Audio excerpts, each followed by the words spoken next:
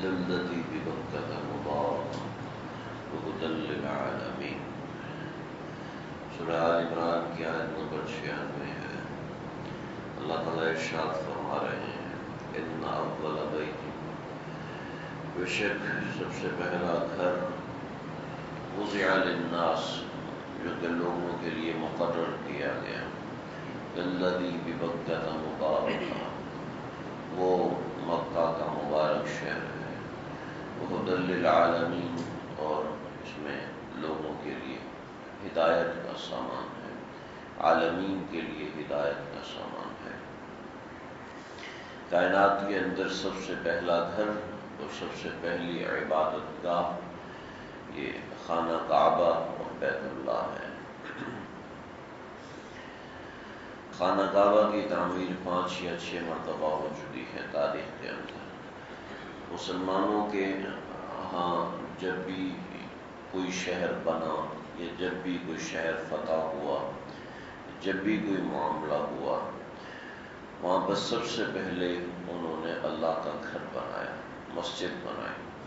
اس کے اندر مسلمانوں کا ابتدا سے بہت بڑا جذبہ رہا ہے۔ آج بھی مسلمانوں میں ماشاءاللہ الحمدللہ یہ جذبہ موجود ہے کہ مسجد کی تعمیر میں بڑھ چڑھ کے حصہ لیتے ہیں۔ بہرحال ساؤتھ افریقہ میں بہت سے، جب ڈچ ایک قوم ہے، یہ ڈچ قوم ہے، انہوں نے امریکہ سے لوگوں کو قید کر کے ساؤتھ افریقہ میں لایا، اور ساؤتھ افریقہ میں آ کے ان سے مزدوری کراتے تھے اور ان سے بڑا کام کراتے تھے، اور یہ لوگ مسلمان تھے، ان کو نماز پڑھنے کی اجازت نہیں تھی، تو یہ بندھے ہوتے تھے پورا دن اپنے کاموں کے ساتھ۔ پھر رات کو یہ پہاڑوں میں رہتے تھے اور وہاں پر آ کے قضا نمازیں ادا کیا کرتے تھے۔ پھر انگریز نے اس ڈچ قوم کے اوپر حملہ کیا، تو وہ ڈچ قوم ایسی تھی، جنگجو نہیں تھی، اور یہ لوگ جو تھے امریکہ کے، یہ جنگجو مسلمان تھے۔ انہوں نے ان سے کہا کہ ہم جنگ ضرور کریں گے، اور ہمیں کوئی اس سے غرض نہیں ہے کہ تم ہمارے آقا بنو یا انگریز ہمارے آقا بنے، ہم تو ماتحت رہیں گے، بس ہماری ایک شرط ہے کہ ہماری ایک خواہش پوری کی جائے۔ انہوں نے کہا تمہاری خواہش پوری کی جائے گی، تمہاری خواہش کیا ہے؟ تو کہنے لگے جنگ لڑی، اور جنگ لڑنے کے بعد انگریزوں کو ہرایا۔ انگریز جب بھاگ کے پھر پوچھا کہ خواہش کیا ہے، سب چیزوں کو چھوڑ کے انہوں نے کہا کہ ہمیں ایک مسجد تعمیر کر کے دی جائے، ہمیں ایک مسجد تعمیر کر کے دی جائے جس میں ہم اللہ کی عبادت آزادی کے ساتھ کر سکیں۔ تو پھر ان کو ساؤتھ افریقہ میں پہلی مسجد یہ مسلمانوں نے بنائی تھی، جو ڈچ قوم نے بنوا کے دی۔ پھر سید سلیمان ندوی رحمۃ اللہ علیہ، یہ پچھلی صدی کے بہت بڑے مصنف، اسی صدی کے بھی، اس صدی میں بھی ان کی تصانیف بہت زیادہ مقبول ہیں۔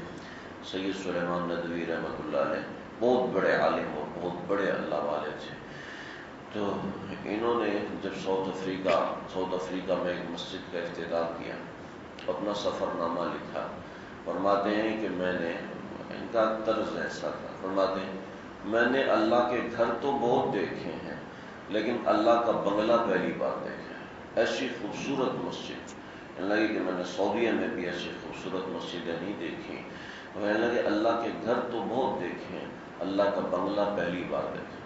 مولانا اسلم شیخ پوری صاحب رحمۃ اللہ علیہ شہید، یہ بھی ہمارے بہت بڑے عالم، اور پچھلے برس ان کو شہید کیا گیا۔ تو یہ فرماتے ہیں کہ میں جب ساؤتھ افریقہ گیا تو مجھے سید سلیمان ندوی رحمۃ اللہ علیہ کا جملہ ادھورا نظر آیا، لیکن میں نے تو آج ایک بنگلہ نہیں دیکھا، میں نے تو ساؤتھ افریقہ میں بنگلے دیکھے ہیں اللہ تعالیٰ کے، کہ ایسی خوبصورت مساجد لوگوں نے بنائی ہیں، ایسی مسجد کے اوپر محنت کی ہے، ایسا مسجد سے محبت ہے، ایک چھوٹی سی مسجد ہے اس کو سنوار کے ایسا محبت سے تعمیر کرتے ہیں۔ الحمدللہ ابتدا سے ہی مسلمانوں کا اور آج تک مسلمانوں کا یہی جذبہ رہا ہے کہ مسجد کو خوبصورت سے خوبصورت بنانے کی کوشش کرتے ہیں۔ ان اول بیت وضع للناس، تو یہ مسجد ایک ایسی جگہ ہے جہاں پر امیر غریب اور عہدے والے اور غیر عہدے والے، فقیر اور مالدار، کسی کے درمیان کوئی فرق نہیں رہتا، ایک ہی صف میں کھڑے ہو گئے محمود ایاز، نہ کوئی بندہ رہا نہ کوئی بندہ نواز، نہ کوئی دینے والا رہا اور نہ کوئی لینے والا رہا، سب کندھے سے کندھا ملا کے کھڑے ہوتے ہیں۔ بہرحال سب سے جو پہلا گھر تھا وہ مکہ، اللہ تعالیٰ نے مکہ مکرمہ میں بیت اللہ کو تعمیر کروا کے، یہ سب سے پہلا گھر تھا۔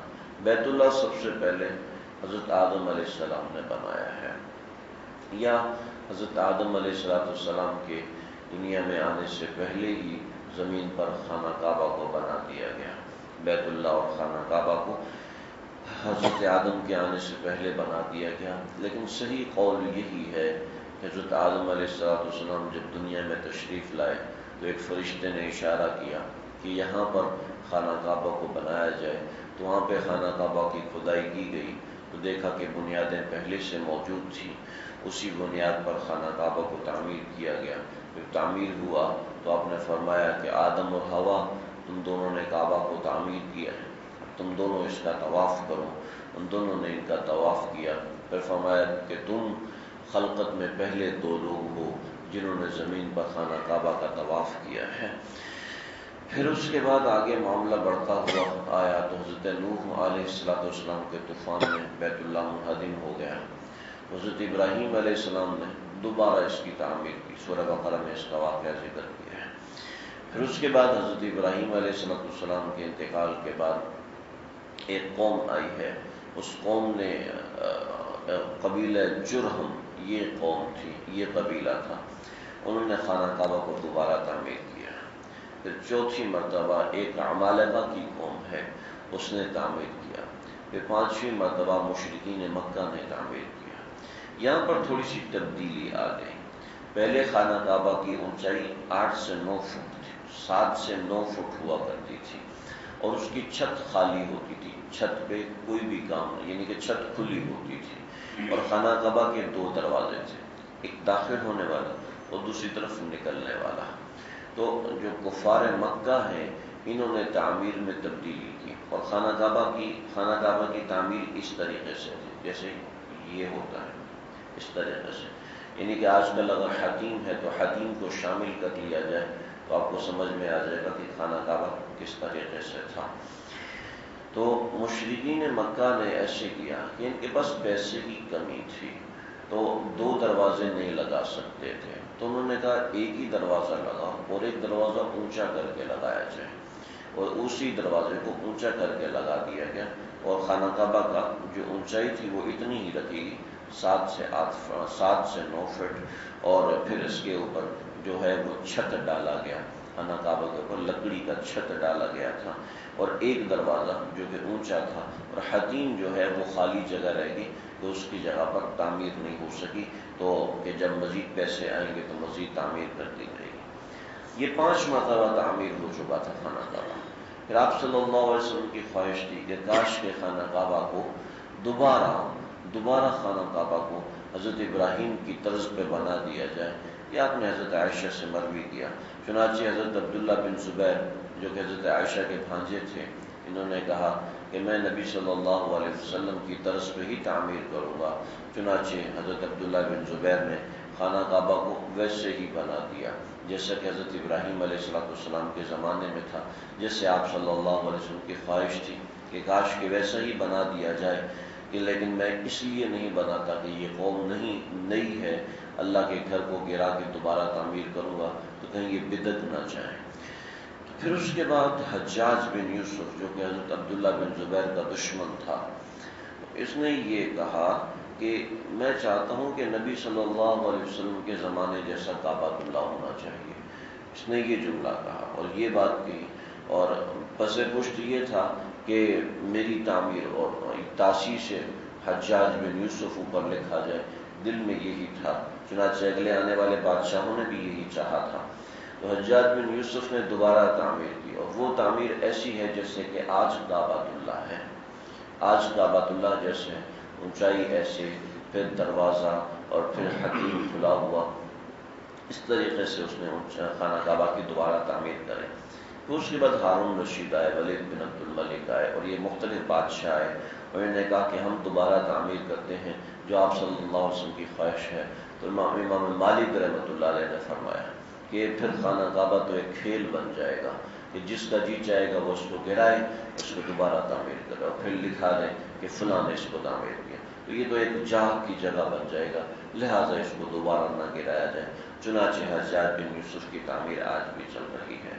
ان اول بیت وضع للناس للذی ببکہ، یہ ببکہ ہے، ہم اصل لفظ ہے مکہ، تو دونوں لفظ اپنی جگہ پر صحیح ہیں، مکہ بھی صحیح ہے اور بکہ بھی صحیح ہے.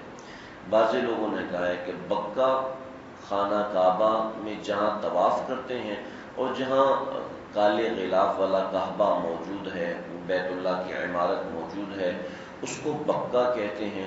اس کے ساتھ طواف کی جگہ ہے، اس کو بکہ کہتے ہیں. اس بکہ سے پورے شہر کا نام مکہ پڑ گیا.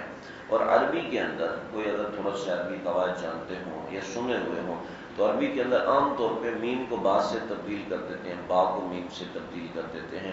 یہ عربی زبان کے اندر عام طور پہ ہوتا ہے. قرآن مجید میں اگر آپ اس کی جیسے عربی کی ترکیب ہوتی ہے اس میں جائیں تو بہت سے ایسے الفاظ مل جائیں گے. تو لفظ مکہ جو بھی یہ بکہ سے تبدیل ہوا ہے، تو اس کی مزید تفصیل ہے انشاءاللہ میں عرض کروں گا. اور بھی بکہ کا مبارک کہ مبارک بکہ کی جگہ، یعنی کہ یہ ہے جہاں پر کعبۃ اللہ موجود ہے اور ارد گرد طواف کی جگہ، اس کو بکہ کہتے ہیں. باقی پورے شہر کو مکہ کہتے ہیں. مبارکن یہ مبارک ہے. مبارک کے اصل تعریف یہ ہوتی ہے کہ قلیل کثیر النفع، باقی اس میں برکتیں ہیں ظاہری بھی اور باطنی بھی، وہ انشاءاللہ عرض کروں گا. ہدی للعالمین، اور عالمین کی ہدایت کے واسطے ہیں. اس کے اندر بھی تفصیلات ہیں انشاءاللہ. اللہ سے مشکل